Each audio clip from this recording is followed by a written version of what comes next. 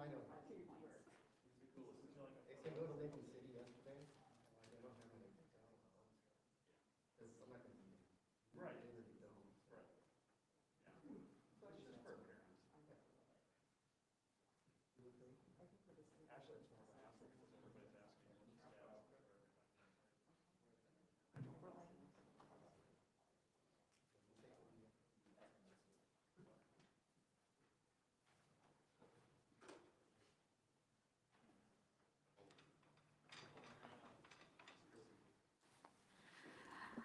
Hello, good morning.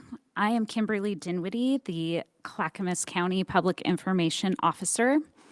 Earlier today, the Clackamas County Board of Commissioners voted on an emergency declaration that allows county resources to be used in response to the Clackamas wildfires that we're seeing throughout the county.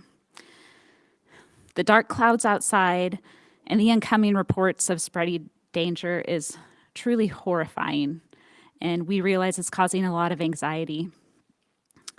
We're committed to providing resources to fire and to residents in order to stop the spread of these fires and keep people safe.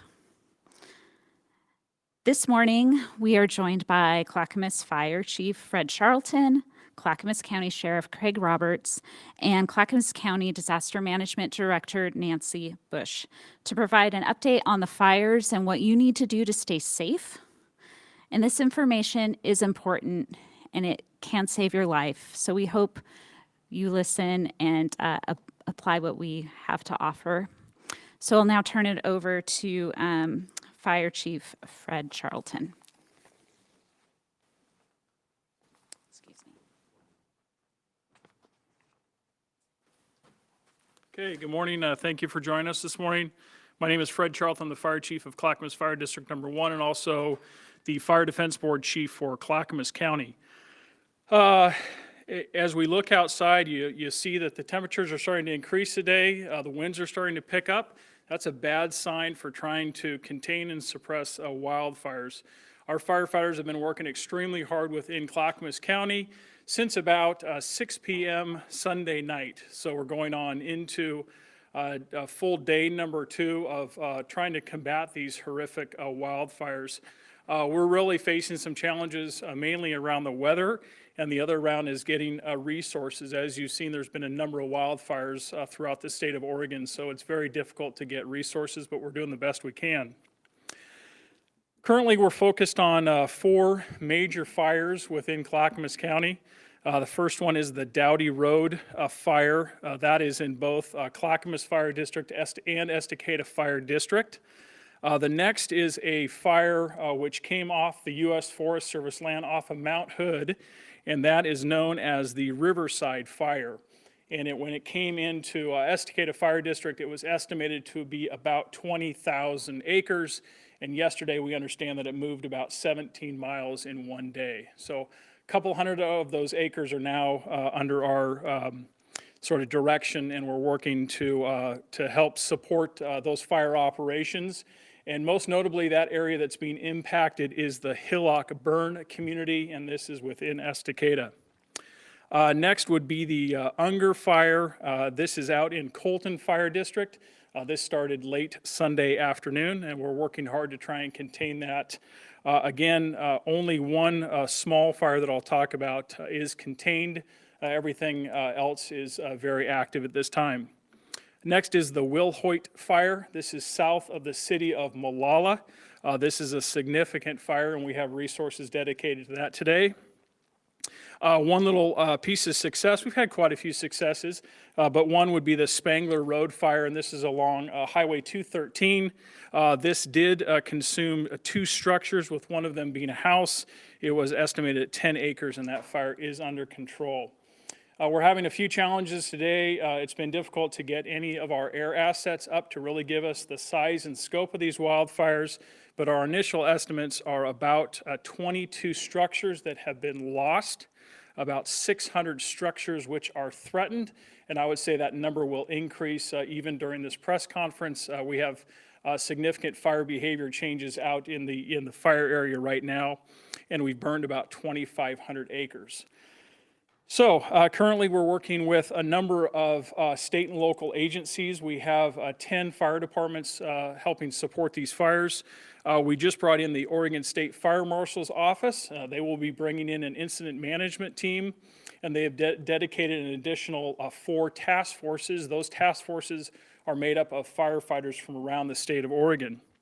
Also working with the Oregon Department of Forestry, this morning they have dedicated an additional 10 fire engines, 4 hand crews, and 6 dozers to help support our fire operations.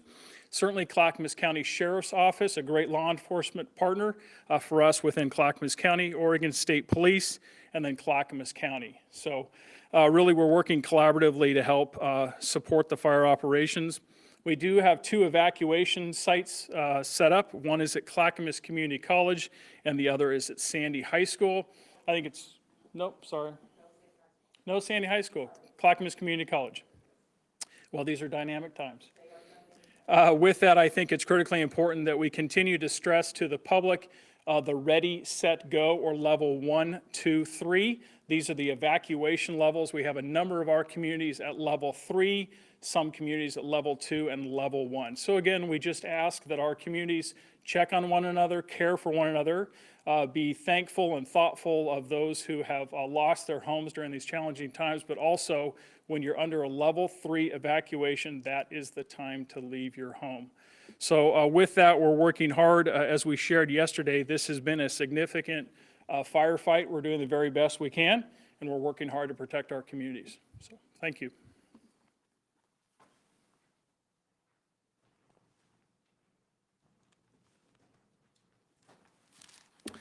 Well, hi, good morning. My name is Craig Roberts, Sheriff with Clackamas County, and I just want to start out by thanking actually our local firefighters across Clackamas County.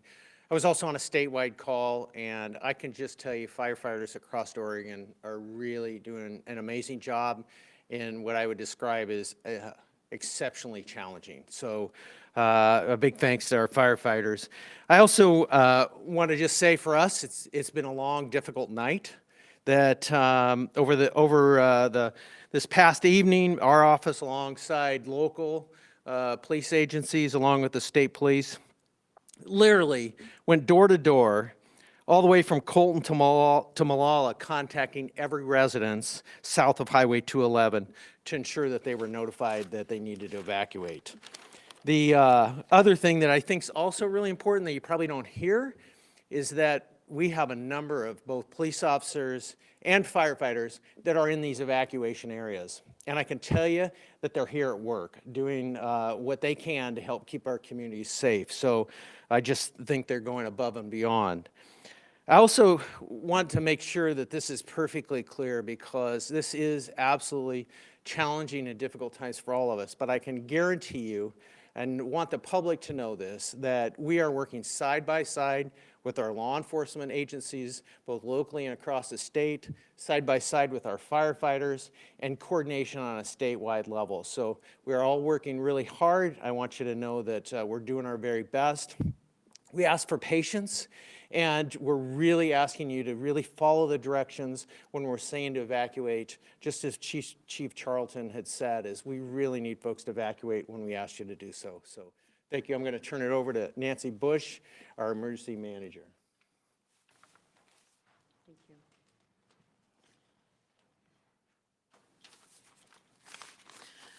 Good morning, everyone. I am Nancy Bush. I am the Director of Disaster Management here for Clackamas County.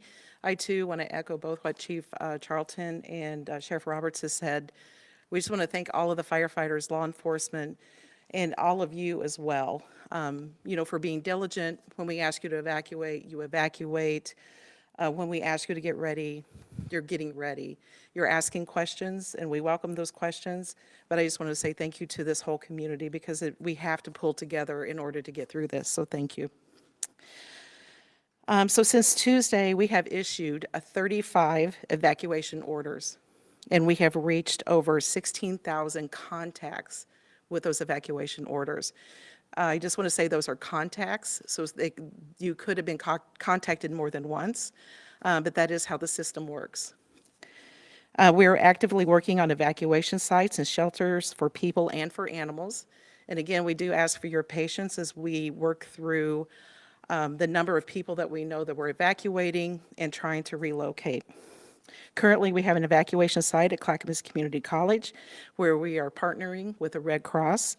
And animals are still being accepted at the Clackamas County Fairgrounds, but we continue to look for new sites for both of those. And by the end of the day, we will have some new information out on our website and our social media where you can find help through us and the Red Cross.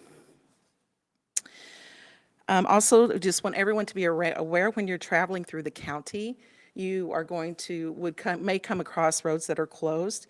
Many times that happens very quickly. Again, we ask for your patience, but we have trees down, we have firefighters out there, we have our sheriff's office out there, you know, and the roads are closed for a reason. They're closed for, to keep you safe, they're closed to keep people out of evacuation sites, et cetera. So just keep that in mind as you're traveling through our county. Also, please remember we're in a pandemic. It's hard to forget some of those things, but we are.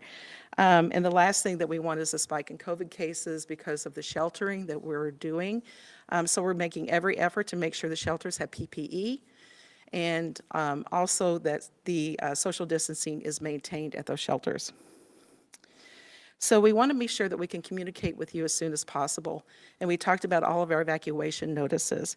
So please, to receive those notices, if you go to our website for public alerts, then you can go to www.clackamas.us/DM, and there is a big button there for public alerts. You click on that, you can get signed up. Signing up for these alerts means that you'll receive our notifications on phone as well as your wireless emergency. Excuse me, you'll get also our wireless emergency alerts. We will continue to keep the public informed. Encourage you to look at our website, which is at www.clackamas.us/wildfires. And you can find a banner on our front page too at clackamas.us at the top. And if you click on that, it takes you right to that site as well. We also will be posting on our Twitter and Facebook at Clackamas County.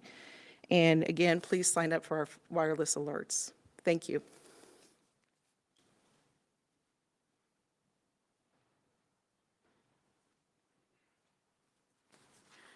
So we'll now open it up for questions. And before you give your question, if you can please state your name, organization, and who your question is directed to, and the question itself. Hi, Lisha Wesley with K2 News. This is for fire officials. I was wondering if you could give us an idea of the locations of the structures that have been damaged or destroyed by the fire. If you can give us an idea maybe on the map, because I know people want to know. And then what exactly type of resources have you been asking for? What is the county really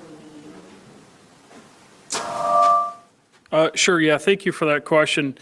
So as far as where we have lost structures, that would be within all 4 of those fires, all 5 of those fires that we talked about. So again, one of the fires is out along Highway 224 as you're traveling towards the community of Estacada. One of the fires is coming down Highway 224 if you were to leave Clackamas, the city of Estacada and move up the Clackamas River drainage. So that's where that largest fire is coming in. The other one is out off of Beaver Creek Road, which is sort of on the south end of Clackamas County, out in Colton Fire District. And then the other is out south of the city of Molalla. So it's really within those 4 or 5 fires really throughout Clackamas County. As far as the resources that we have been asking for, certainly right now our priorities are around life safety, and that is the evacuation of residents throughout our communities that are directly impacted or potentially threatened. And the next would be structural protection. So we're using a combination of firefighting resources to help protect structures and try and begin to suppress the fire. We have been looking for some air assets to come in and help do some fire suppression efforts. Again, we've had some challenges with the wind. We've had some challenges with the availability of the resources. And then certainly we've tried to get out and do a better job of estimating the size and potential of these fires, but they're very dangerous at this time, and we're combating, again, the high winds and really the intense smoke out there. So we feel encouraged with the support of the Oregon Department of Forestry and the Oregon State Fire Marshal's Office that they will help us support the sort of initial operations that we have started. Chief, Rosemary Reynolds from KXL Radio. So if you're able to get air resources in and the winds subside, do you think you will accomplish a lot more than you're able to right now? I think we will. So we'll have to evaluate the 4 fires and really where the suppression efforts are most needed. And again, some of these fires, especially driven by the strong winds, as soon as they get up into the crowns of the trees, they move very quickly. And that's where some of the air operations can help, or even getting in front of these fires so we can begin to slow them down. So we may not suppress the fire, but at least if we can cut it off or slow it down, then we can begin to contain it into one area. Best case scenario, when do you think that we could get people back into their homes, evacuation? I don't have an estimate right now. I think this is certainly still an expanding incident. It's very dynamic. I think our focus right now is around life safety, and if we have to get residents out of their homes, we have to focus on evacuation, and then we'll look down the road in a coordinated effort to sort of begin what recovery looks like, but I do not have an estimate for you right now. Fire Chief, I'm Jacqueline Abad with Point 6 News. Can you go over, I know that you guys are still trying to get a scope of how many acres have burned, but you mentioned 2,500 acres, is that correct, as far as what you know so far? That is, and that would be a combination of the 4 or 5 fires, and in this case, we would be taking out that larger fire, which really began up on the U.S. Forest Service land. So we're just looking at the fires that have sort of come off of the U.S. Forest Service land and are beginning to impact Clackamas County. And also taking a look at this map, we've heard from some residents who are concerned about, some of the perimeters on this map are not kind of designated. You can't really see the perimeters of individual fires on this map. Is that a concern as far as what people should know when looking at this map? Well, I think I may ask Emergency Manager Nancy Bush maybe talk just a little bit about the evacuation map and how it was put together. And if you'd like, I can stay for 1 or 2 more questions before we turn it over. I just want to clarify, Monica Samayo with OPB. So as of now, firefighters are just worried or focused on life safety and not containing fires at the moment? No, we're working hard to contain the fires, but certainly we need to look at the path of the fire, what structures or what residents, whether those are permanent residents, those are recreating or just coming into Clackamas County or trying to leave Clackamas County. So it's definitely a combination, but certainly our focus is on life safety. David Gold with the Oregonian, just on that note, are any of the fires you mentioned any percentage contained, or is there a timeline that you anticipate when you can start seeing containment? I don't have an estimate on containment. I can get with our incident commanders. Certainly at night, we've seen that fire behavior begin to die down a little bit. We've had great success Sunday night and Monday night in starting to begin to contain these fires. But as we saw just on the way to the press conference, as the winds pick up, again, it's going to be hot and dry this afternoon. Some of these fires flare back up. So sort of our night operations are a great opportunity to try and get a handle on these fires. It also potentially is one of the most dangerous times for us to be trying to fight these fires. Can you just kind of explain the terrain that you're working in? Is it steep? Is it down or flat? It's all the above. It's a fairly good representation of Clackamas County. We have some open grasslands, we have some timbered areas, we have some canyons, some ravines. Certainly as you begin to get up into the Clackamas River drainage, it gets very challenging up there. So I would say we're dealing with all terrain types right now. Eric Patterson with KGW. What are your biggest concerns or worries right now with a certain kind of fuel that's feeding these fires? I think our focus right now is we have three of the 4 major fires, just understanding their direction of travel and is it potential for them to converge together. So we're working hard to try and contain them and not sort of create a larger fire. So just understanding we're sort of at their mercy and certainly at the mercy of the weather, but just trying to understand where they're going and how we can really try and get ahead of that. I'm not seeing the fires up here, so I'm not aware. I'm just going to ask, is there any fear that any of these fires might merge together?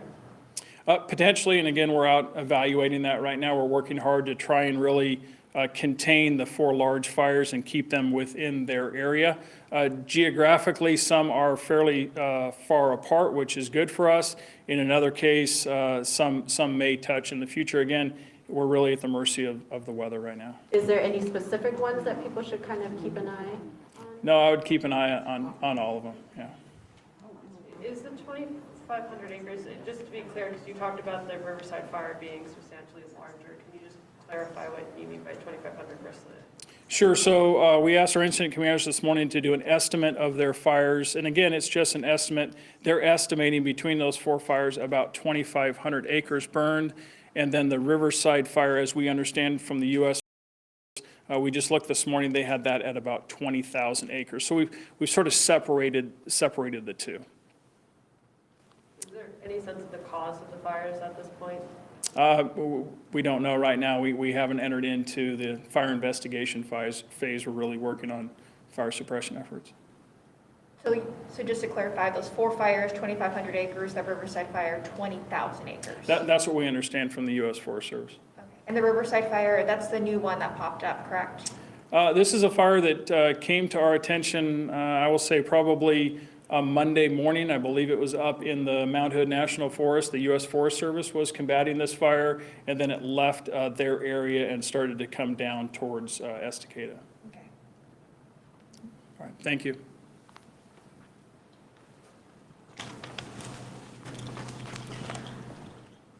Thank you very much for the question on the map. So the fires were up there yesterday. We're not sure why they disappeared. But I think what's been happening, of course, things are changing very, very quickly. We were still issuing evacuation orders very late last night. So we will make sure that the fires do get back up there. I do want to point out that if you'll look at the top left-hand corner, there's a place for people to put in their address to see what area they are in for the county, in Clackamas County. So when you pull up this site, please put in your address if you have any question at what level of evacuation you are.